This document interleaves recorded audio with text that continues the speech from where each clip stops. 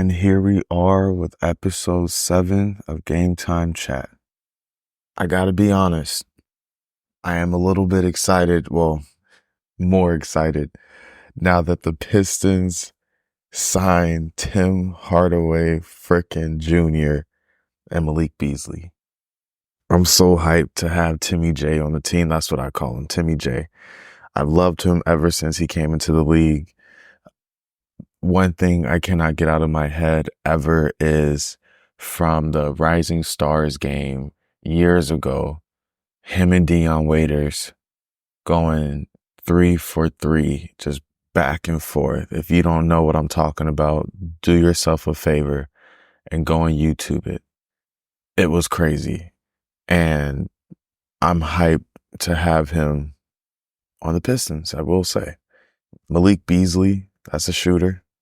He can definitely offer some offense, I'll say, to the team, much needed. And then Fontecchio, who we got at the trade deadline, re-signed him, so he's coming back. I'm curious to see. I had to do some digging on him and watch some film, and when he was overseas playing for Italy. And honestly, I like his game. It'll be interesting to see how everyone fits with the team once they come up with the final roster. That'll be different. I just feel like there's a lot of bodies, and there's of course only one ball to go around. So obviously you can count on, I imagine for sure. Obviously Cade, he's extended. He's going to be there for a bit. Jaden Ivey, Usur, and then you got Tim, Malik, Fontecchio. I think we still got Bagley. I don't know. But it'll be exciting. We got a couple of assistant coaches to help with JB. One of them coached with him in Cleveland. So I don't know. I'm not gonna say they're trying to turn things around. That shit's not about to happen. Just lickety split. But definitely more promising for what it's worth after that stupid draft we just had. And you know what? Again, I could be completely wrong about Ron Holland. I absolutely could be. Summer League, it really doesn't mean much. I'd say for those guys, it's for those who aren't locked in on a team, who are still trying to make a name for themselves, get on a roster, go overseas. Like, this is their time to really showcase their skills. But there's just a bunch of hot dogging going on. Even in the Cali Classic, it was just chaos. It looked like, pickup runs at LA Fitness, just everybody going one-on-one. Everybody wants to, show that they can score. Ooh, look what they can do, with handling the ball. And it was just chaos to watch, to be honest. And let's be real, most NBA teams, they already have their scores. So, and 9 times out of 10, they can all jump, everybody, they're leapers. So I feel like those guys, and I mean, I'm just me, but they need to show other skills or other traits for what they can bring to an NBA roster and contribute, to that team winning, and what role they could maybe have. Because, yeah, I mean, most teams already got their scores. It's like, I mean, shit, even the Pistons, we have our main guys, like they may not amount to much as a whole roster as far as, translating to wins, but as far as who the guys are, those guys are already established. So who can kind of come in and, fall in line and help in other ways? I don't know. That's how I look at it. But it was just chaos. And we all know Bronny and Dalton in the Cali Classic. Again, this shit really doesn't matter at the end of the day. Even Summer League, which really kicked off tonight.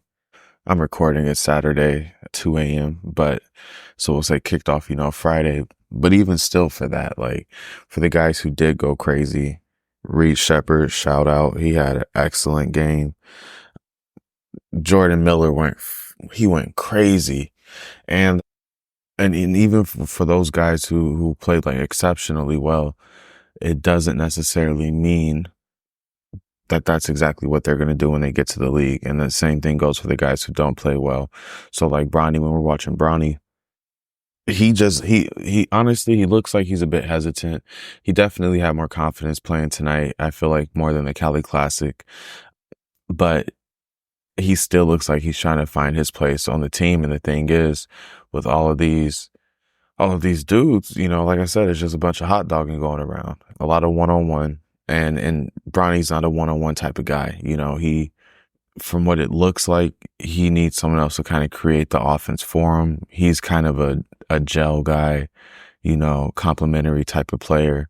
So I think, because he will be on the roster, right? He'll be with the Lakers. Kuzi, who fucking knows? Castleton, I'm sure he will not be. Maybe he'll find a place somewhere else. But as far as that goes, I'm more interested to see how he does when he is actually playing out there with the big guys, and in that real NBA game. Then we'll see, because perfect example as far as guys who are already established, you got Bron, you got AD, you got D'Lo. When all the other guys out there, their job is not to handle the ball and go and score 30 a game. You get your ass open, play defense, and when the ball comes to you, knock down that shot. Okay, drive and finish, So he's not going to necessarily have to do all of that dribbling and running point for the team and, and directing traffic and everything like that. So I don't know. I feel like he's still trying to find his place on this roster. There are times where I feel like he looks like he's lacking a little energy. He looked a little bit more confident tonight, though, I will say, but I still would like to see him play with more energy, not necessarily like the other guys going 100 miles per hour. Don't want to get hurt, right? And on that note, perfect segue. Our guy Daron Holmes, Mans is out for the season, and that is absolutely tragic. From what I'm looking at when it comes to the summer league, outside of like the scoring, it's just like, okay, our guy's taking shots. Connect went crazy tonight. He did what people were hoping to see in the Cali Classic, and that's what he was brought to LA to do. But even then, when he was missing his shots, you're happy to see that he's taking shots. Shoot or shoot, and that's what you got to keep doing. You just keep shooting, keep looking for your rhythm and find it. And he looked good tonight. I don't want to say like anything about the confidence. He looked confident in the Cali Classic. He was still taking his shots, and tonight he was still taking his shots. He made some tough ones, but that is, what he was brought to LA to do. So hopefully that will continue, of course, through the summer league. They still got smacked, but Reed Shepherd, nothing new with him. He was doing that in college. He came out here in his summer league debut, busted ass. And I know we all saw it, that hezzy with that step back that he put on, and it was on Dalton Connect, if I'm not mistaken.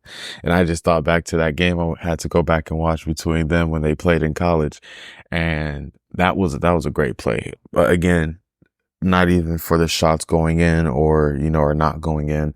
I'm looking at the decision making, and for Reed, he was making great decisions with the ball. He's not forcing looks, which you don't want to see, which of course is happening all across the league because dudes are hot dogging. But he was making good decisions with the ball. He's taking good shots. He's passing, when he should. And I don't know, but I would like to see Bronny get more in his bag a bit. I don't know if he can demand the ball. It looks like there's a couple of guys out there, and of course they're a bit older. And they're the ones really trying to fight for something, So I don't know, but we'll see. We'll see when regular season comes around, and for now, the next summer league game, and see if he can, find his place even on this roster and just keep going from there. But yeah, Daron Holmes out for the season, torn Achilles. On that play, the fall looked pretty bad. And he just stayed on the ground, and you just see the dude still playing and jumping all around him, which I'm like, Jesus Christ, bro, get up, get up. And he just wouldn't. And well, that makes sense now. The man tore his Achilles. So that sucks. I was really looking forward to seeing him play the season, of course, and just overall. But it looks like we will have to wait another year. Might be forgotten, but probably not. Hoping for a speedy recovery, and damn, yeah, I don't know, man. That's tough. That's tough. But In other news, in regard to like signings, DeRozan, he did head on over to Sacramento. So he's heading up north. He did not come home to LA. Head scratcher. Why? Why? I don't even think it's a LeBron thing when it comes to LA. I don't think it was a LeBron thing when it was Kawhi. I didn't think it was a LeBron thing when it was PG, when it was KD. I think dudes really like those people I just named. I really feel like they just cannot handle the spotlight with LA. I know the Lakers fans, I'm like, they're psychotic. They're fucking psychotic. The pressure it is 100% like a win now, and you're under a microscope.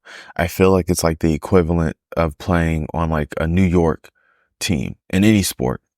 You're under a microscope, and it's like you playing with that team, and the Clippers are exempt from this because, like they're just the other team in the basement, right? We're not talking about playing for the Clippers. They're nobody because the Lakers are there.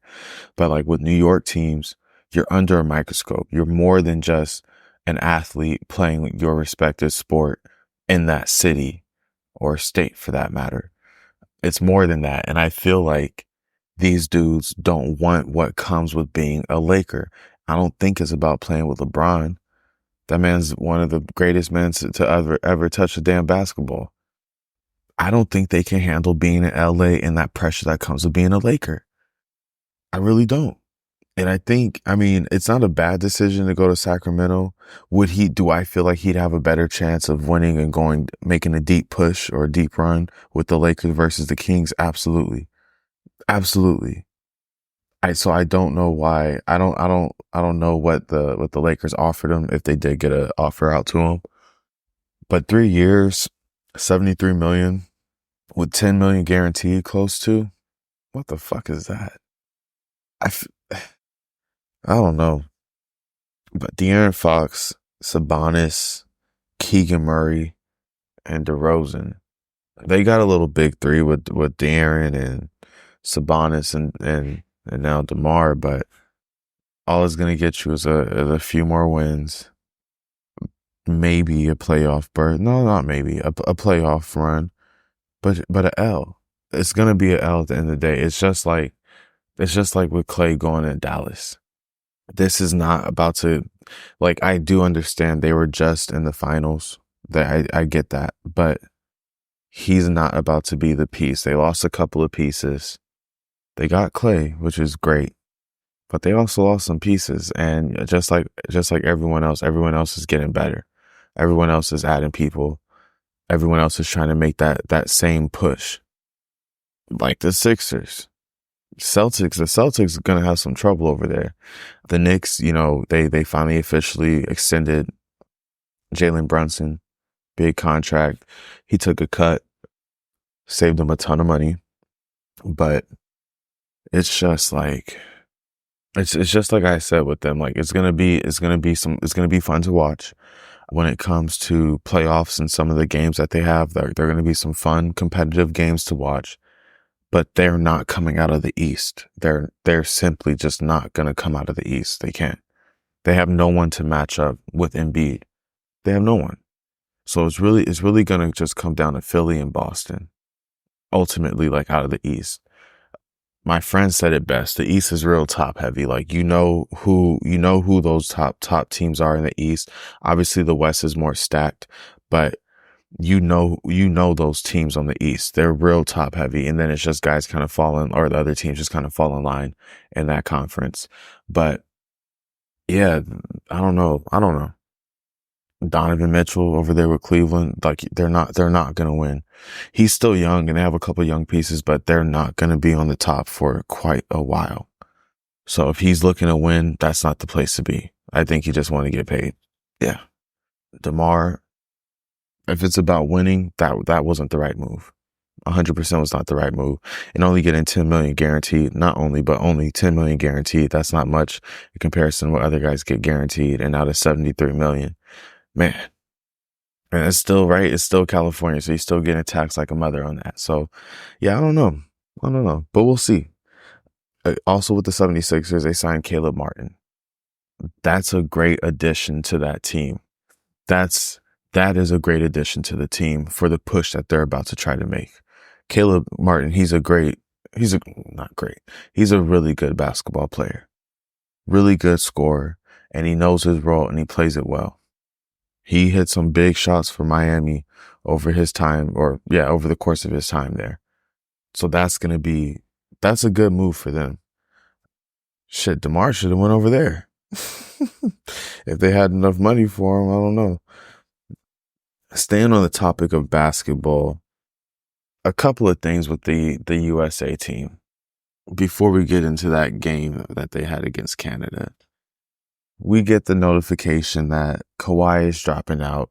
I'm sure most people were probably like, yeah, he shouldn't have been there in the first place.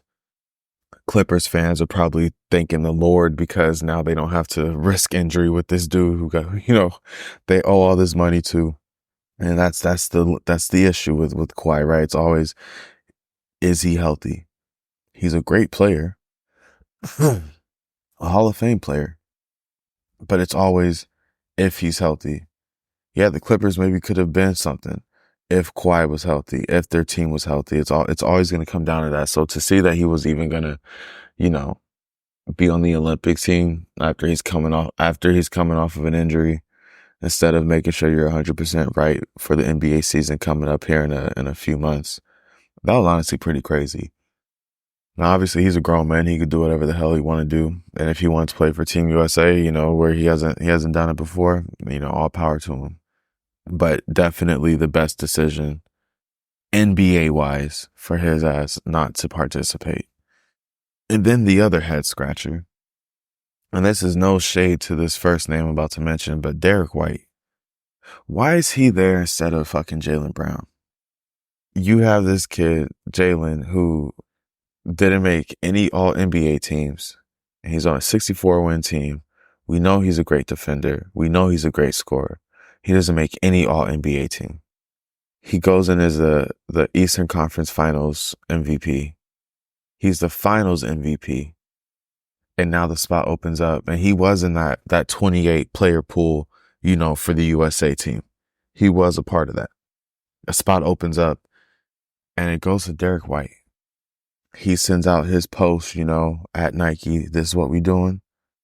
And it's like Nike kind of dictates the Olympic team, right? I think there's only 3 players really, who aren't Nike athletes on the USA team. That's kind of deep.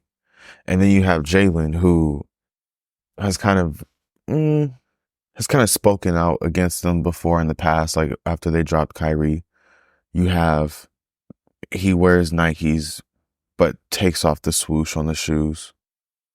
Does that have something to do with him not being on the team? Because honestly, skill wise, he absolutely deserves to be there. He should have been there, honestly, before Kawhi in the first damn place. But Derek White gets the nod. And again, no shade to Derek White, because we know Derek White can play. He's been balling before he got to Boston and at Boston. He's so consistent, and he's a baller for real. But we're talking about Jaylen Brown, Eastern Conference Finals MVP, NBA Finals MVP, and it goes to Derek White. So I don't think he was, trying to slight Derek White or anything like that. I don't think he means any ill will, or salty or anything like that towards his teammate. I don't think that at all. But I do think he's probably wondering the same thing that I am, and that's is does this have anything to do with Nike specifically, and this relationship that they, for lack of better words, have, I don't know, but it's pretty shitty. Does Jason Tatum have something to do with it? No, I'm just playing. But hey, I'm sure Jason Tatum don't want to be shown up yet again by his teammate who is not supposed to be. He's supposed to be the face of that team. But let's be real, Jaylen Brown is the best player on the fucking Boston Celtics. But I don't know. But since we're here, Canada had the second highest favorites to win the gold after Team USA. So we take Team USA out of the running. Canada's supposed to be the winner. In the exhibition game that Team USA had with Canada, I wasn't impressed at all by Canada. Not at all. Not at all. First of all, who knew there were so many brothers in the league from Canada? God damn it! Like, yo, what? That threw me for a loop there. I gotta be honest with you. I'm like, okay, okay, but yeah, hot garbage. Now they might be better than some of these other teams out there. They could be. We'll say like Slovenia, probably better than them, right? They got Luka, but that's about it.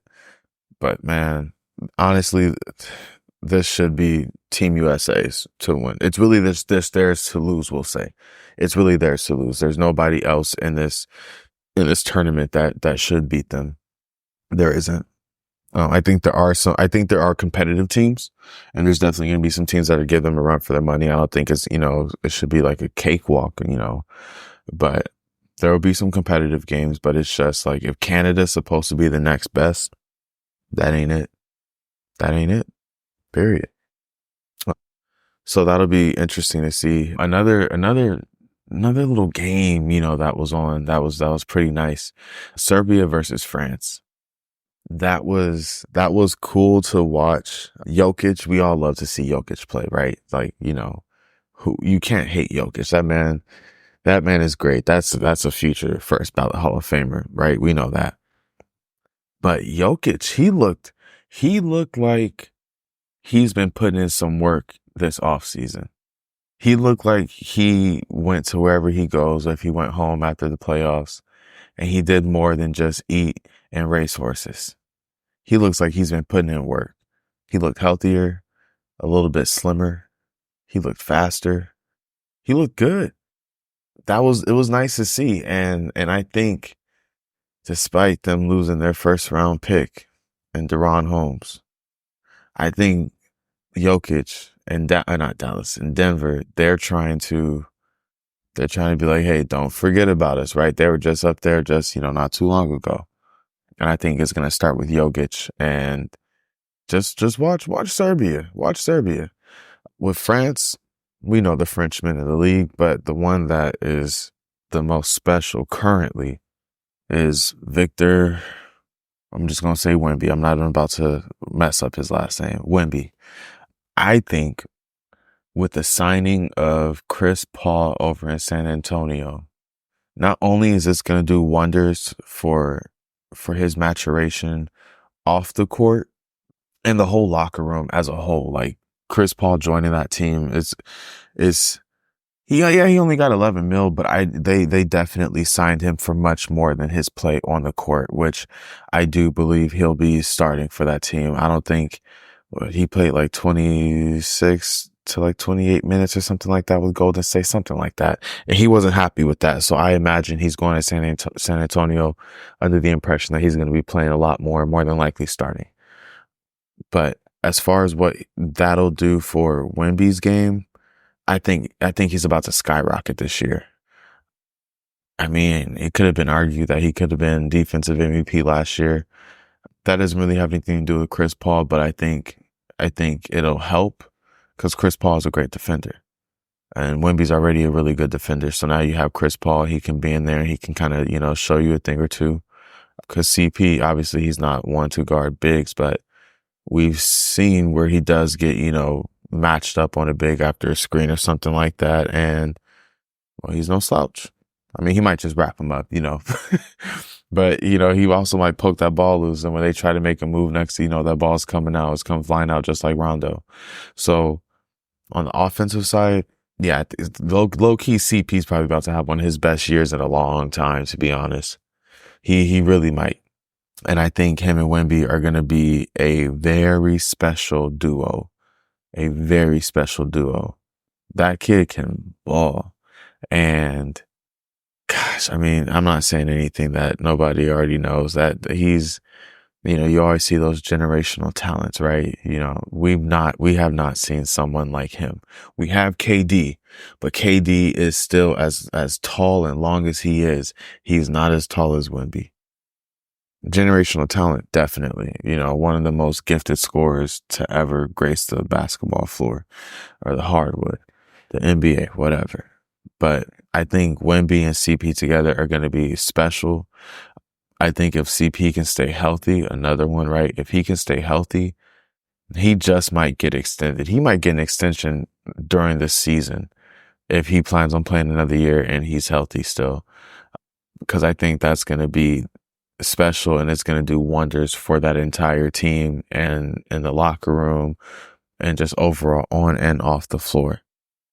So, I mean, you never really, I mean, is the West is way, it's so tough, but you never can really sleep on a Popovich coach team. And now they add CP. I don't think they added CP so they can be another, 25 or 30 win team. I don't think so. I think they're coming out here to get some dubs and make a splash, make some noise out there in the West. So that'll be really fun to watch, seeing what he does out there in San Antonio. Just so damn different. But again, I think that's a great place for him to be as far as his style of offense. People say it's dying out, like, it's like true point guards, but I'm an old school type of guy, so I love that type of play. I love a big man who plays like a big man, back to the basket, post moves. I love that shit. We all love a good stretch five too. That shit is all, it's all fine and dandy, but I still love to see somebody who can just, bang bodies down low and just handle business. That is kind of dying out of the league, but I'm never going to frown at somebody when that's their skill set. And then you have all the analysts like, but he can't shoot. You got to be able to shoot if you're going to play in this league, right, at any position. No, I can still appreciate a big man who plays like a big man and just plays on the inside. Absolutely. There will always be a place for that in the league. Now, defensively, that's where I feel like you need to really kind of, become more versatile, more so on the defensive side, because you got to guard other guys who are going to be like that, because that's the majority, right? Those stretch fives, the guys who are spacing out the floor, not really playing on the inside. And of course, if you can do both, then you're just elite. But even if you're just doing that, if just that on the offense, if you can still guard that defensively, if you're still comfortable stepping outside of the post and stepping out to that 3-point line and guarding some guys, you will absolutely have a place here in the NBA, 100%. Pivoting to my favorite sport, football. Boys and girls, theys and thems, we are goddamn a month away from preseason, goddamn. I cannot fucking wait. I'm telling you. Oh my goodness. It's taking so long. Hard Knocks coming out, the Receiver docuseries on Netflix coming out. It just makes you crave it so much more. It's like a drug. Football, it's like a fucking drug, and it's so good. You just want more of it, and when it's gone, that's all you think about. It's terrible. It's a terrible way of life, people. But God damn it, we are a month away from preseason, and you got OTAs, you got training camps. Russell Wilson's been looking good, people. They've been looking good. People high on those rookies we got. I'm telling you, look out. Joe Burrow, the Bengals. Joe Burrow said, people forget you when you're hurt. I'll give them something to talk about. That sounds scary, Joe. And I believe him.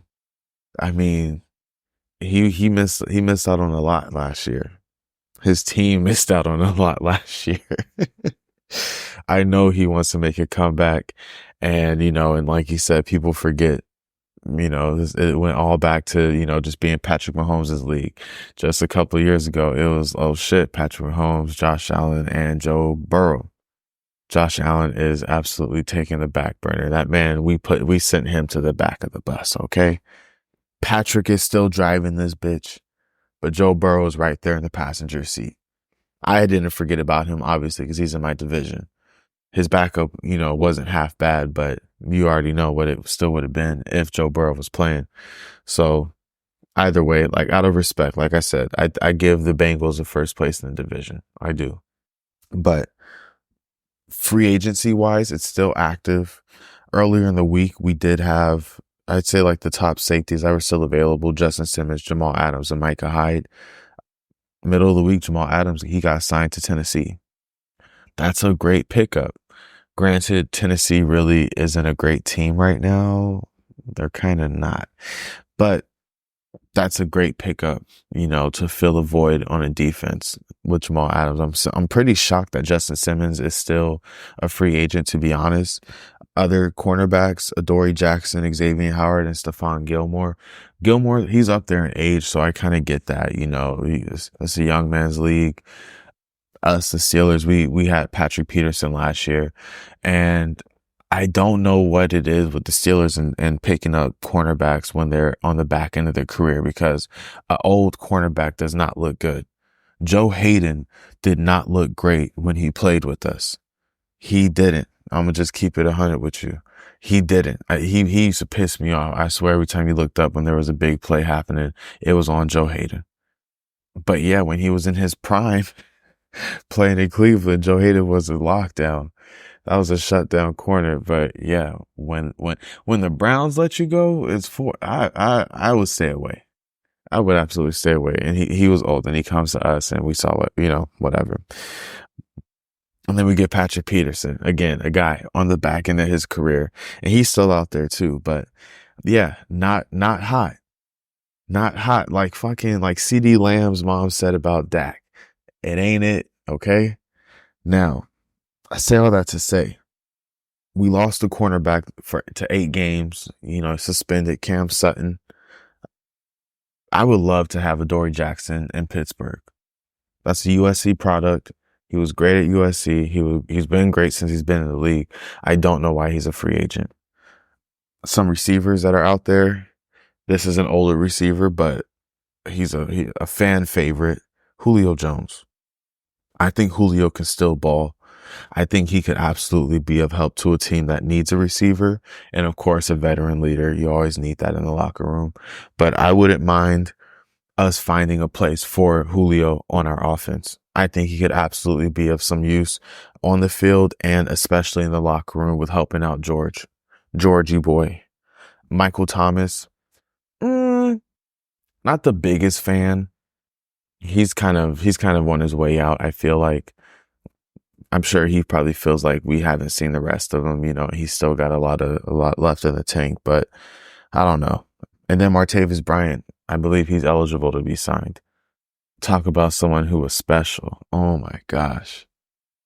If there is one thing that the Steelers can do, it is spot a good damn receiver in a goddamn draft. Gosh dang it. Oh my gosh. You might miss every now and then, but we always can get one. And he was one of them. And he was cold. God damn, Martavis was cold. And he's out there. So, I don't know. Brandon Ayuk is talking, he's backpedaling people. Not looking like he's going to be coming out to Pittsburgh. I don't know. You never know what could happen, but, he feels like he's in the right place right now with the right team and the right quarterback right now. It's just they're not on the right terms. Okay, I hear you loud and clear, Brandon. Damn. I respectfully disagree. I think he's with the wrong quarterback. I think Brock Purdy's going to be exposed eventually. Something's going to happen, and he's going to be exposed. And him being drafted as late as he did, it was for a reason, people. It's not always like that, right? Tom Brady, the GOAT. Antonio Brown, the GOAT. Brock Purdy, nah, I think he got drafted there for a fucking reason. They keep coming up short when it comes to the big stage. They had Jimmy G, they had Trey Lance, and then, of course, we know the story with Trey Lance. Who knows? Maybe Trey Lance gets the nod in Dallas, They still haven't re-signed Dak. Maybe Dak goes out, puts up in a pretty underwhelming season, and then they let him go, and they give the keys to Trey Lance and start over with him. Who knows? I know they do need to pay CeeDee Lamb, though. CeeDee and Micah. They absolutely do. For what Micah brings to that defense, he's definitely worth a hell of a lot more than what he is due to be paid, 100%. And I wouldn't be surprised if you catch him just, holding out, taking those little fines, those little, at the end of the day, it'll be chump change to him once that payday comes. And if they don't pay him, somebody else will, 100%. Gosh dang it, football, man. Hard Knocks. Episode 2 dropped this past week. Episode 3 coming out on Tuesday. That shit, this last episode, it was hard to watch at the end. They showed the GM having this conversation with Saquon and, letting them know they're going to basically let him test the market. And, they're making all this fucking bullshit, small talk, real small talk, just that shit was hard to watch. And I used to, now it's never a great indicator if your team ends up on Hard Knocks right nowadays. And I used to wish that the Steelers just would be on there just for the simple fact that one, I get more Steelers footage, right? More in-depth Steelers footage. But after really seeing this last episode and then with that conversation with Saquon, it was a little cringy for me. Like, it's like watching how your food is made. You don't want to see how it's made. I don't want to see or hear or watch whatever, someone on my team in the organization having a conversation with one of our stars and you just watching it just fall through right before your eyes. And you're like, this is what happened. This was the conversation. This is what y'all said to him and how you said it. That was what you offered him. That shit's crazy. That's crazy. And honestly, like, yeah, I would feel disrespected if I was Saquon too. All this, you want to be in the ring of honor and you want to go down as an all-time. Donald, who do you think you are? Like, y'all are just the goddamn Giants and you ain't been shit for so long. God dang. Like, you had Eli, and I mean historically, the Giants, that's an excellent franchise. Historically. But they haven't been that franchise in a very, very long time. And since Saquon has been there, they've seen no success. None. He's been the star who takes a beating. Running backs just take a beating in this goddamn league and they have nothing to show for it. CMC gets the contract he gets. Oh, maybe this will be a trend in the right direction for running backs. Running backs are so under fucking valued in the NFL, and it doesn't make any sense to me. It makes sense, but it doesn't make sense. It is a cold ass world. You're not going to have 9.8 out of 10 running backs are not going to have a career like Adrian Peterson where you can play until you're like 34.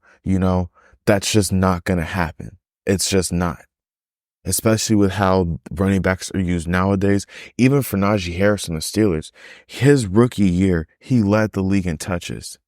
Not in rushing yards, in touches. He's getting pounded.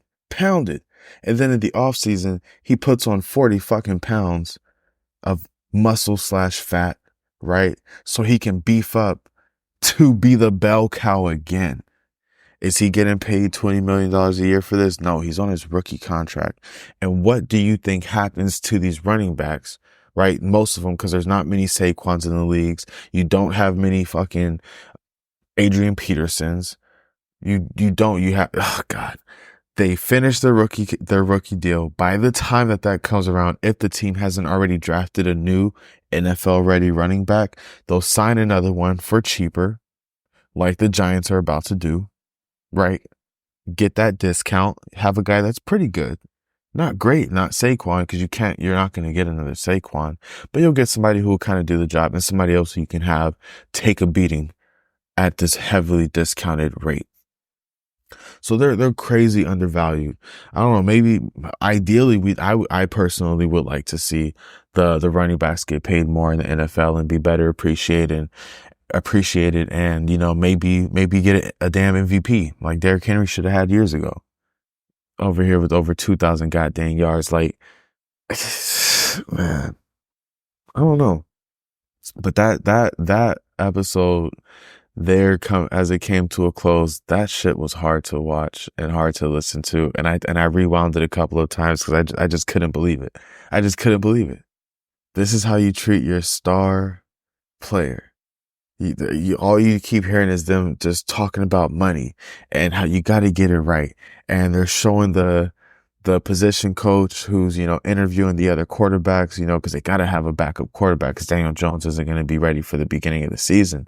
And it's like, You guys traded up to take this bum and Daniel Jones, aka Danny Dimes, you know? He got a dope nickname, but he's not dope on the fucking field. He is a dope. He's trash.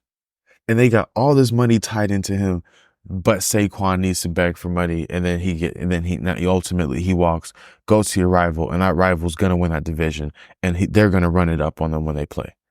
I guarantee it. The Giants are gonna be fucking stampeded when they play against the Eagles, and Saquon's gonna be the one leading the damn charge. And I hope he makes them regret every fucking minute that they sat up there playing his ass, not giving him what he asked for. Because they got all this money tied into this fucking bum and Daniel Jones. They need to get rid of him. That's what they need to do. Now, what the penalty would be, you know, salary cap wise and all of that, I don't know. But that's what they need to do. They need to restart at quarterback. So that is, you know, that's what they need to do. Restart at quarterback, bring in a new guy, get rid of that deal that they gave him, and get in some fresh meat. And not even like a new young person, but just bring in some people who are good, who can play. Cause people don't, I don't think they mind going to the Giants, you know, especially if they had some other pieces there where like they can actually be competitive. But just watching that unfold and just like, you know, cause now obviously we're already at this point. So this was previously recorded. It's just, that was just crazy to watch. And I no longer want to see the Steelers on Hard Knocks. I don't want to see none of that shit. Luckily, you know, the guys that we got right now, there's nobody, we'll say, needing to be paid in that regard, right? We cashed out TJ Watt, best edge rusher in the league, right? There is no one better. Micah is not better. If you hear someone say otherwise, they're on crack. Micah is not fucking better than TJ Watt. Myles Garrett is not better than TJ Watt. And Aaron Donald would attest to that too. Just saying. Yeah, but we taking care of the boys we need to have, you know, and we'll say who matter. Najee, we didn't give him a deal. Guess what? He doesn't need a new deal. I'm cool with Jaylen Warren. Honestly, and it's not even the whole, like, we'll say, like, you know, I'll just talk about on a discount. No, Jaylen Warren, he appears to be a better running back than Najee. I don't know if it just so happened, you know, like maybe the O-line blocked a little bit better when Jaylen was back there, like it coincidentally on the plays and he was running the rock. But it just looks like when Najee is out the game and Warren is in the game, the offense moves a bit better. Now, Najee will still knock out some great runs. He can still, you know, pass block, but I was more ready for Warren to kind of be our lead guy in front of Najee. Just felt like the offense runs better. That's all. Just, you know, just functions better overall. So we'll leave it at that. We got Hard Knocks coming out here, you know, on Tuesday. We look forward to that next episode to see what other tomfoolery the Giants were fucking doing. We got the Pistons Summer League game today/tomorrow. Really the only person of any importance on the roster, I'm going to say, is Ron Holland. So I will have a close fucking eye on that guy. But no, of course, you know, you wish them all well, man. I hope the dude is a baller. I really do hope, because he's on my damn team. I don't want him to suck. I really don't. I just wish we would have got someone else. That's all, you know, and shit. Maybe we take Daron Holmes if Daron Holmes doesn't get hurt, you know. It's like the butterfly effect. I know you go back, you change one thing, everything else changes, but more than likely then he doesn't tear his Achilles, you know, if we draft him. But either way, we wish him a speedy recovery and hope he gets well. Good luck to the Pistons tomorrow and all the other players on there. You know, hope they can get a deal somewhere and continue doing what they love to do, which is obviously hoop. Fuck the Ravens, fuck the Bengals, and especially fuck the Browns. And before I forget, I wanted to say one thing about my boy Anthony Edwards. This does look like it's his team. He absolutely looks like him when he was playing against Canada. He was a catalyst and he's working the crowd. The kids got it. The kids got it. And that is the podcast.